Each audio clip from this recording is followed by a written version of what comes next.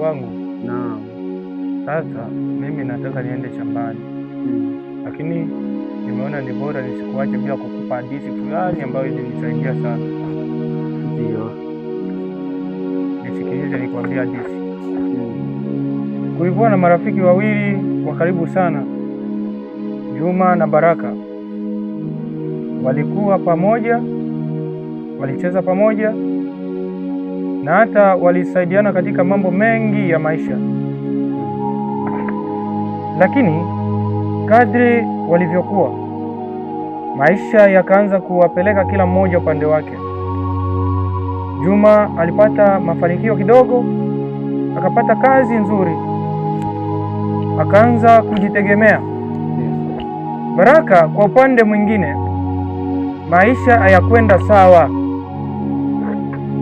Alipoteza kazi, hali yake ya kifedha ikawa mbaya, na mara nyingi alipambana hata kupata chakula cha siku. Basi siku moja Baraka alimtafuta Juma, alimwendea kwa unyenyekevu akasema, rafiki yangu, maisha yamenishinda, nahitaji msaada wako hata kidogo ili nisimame tena. Lakini Juma kwa kiburi na shughuli zake nyingi hakumpa kipaumbele. Alimjibu kwa haraka, niko bize sana, nitakutafuta baadaye. Lakini baadaye hiyo haikuwahi kufika. Siku zikapita, hali ya Baraka ikazidi kuwa mbaya.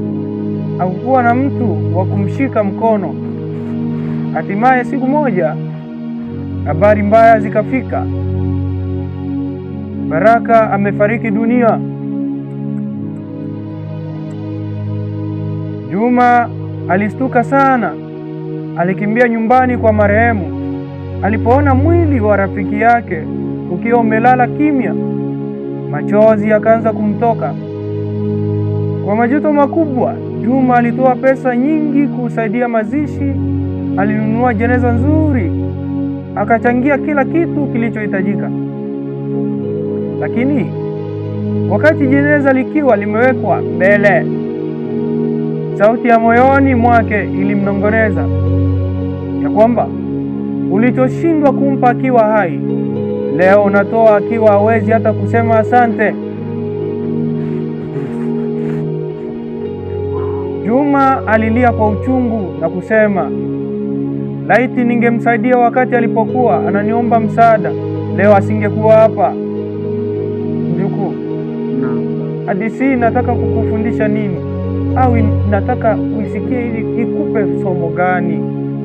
Ni kwamba usisubiri mtu afe ndipo uonyeshe upendo wako. Msaidie akiwa hai, akiwa na uhitaji, akiwa bado anaweza kufaidika na msaada wako. Upendo wa kweli hauoneshwi kwenye mazishi, unaonyeshwa wakati wa matatizo. Kwa hivyo, kumbuka mjukuu wangu, mtu anayeweza kuhitaji mkono wako leo, usimpe maua kesho akiwa amekufa. Zingatia hilo neno, litakusaidia sana katika maisha.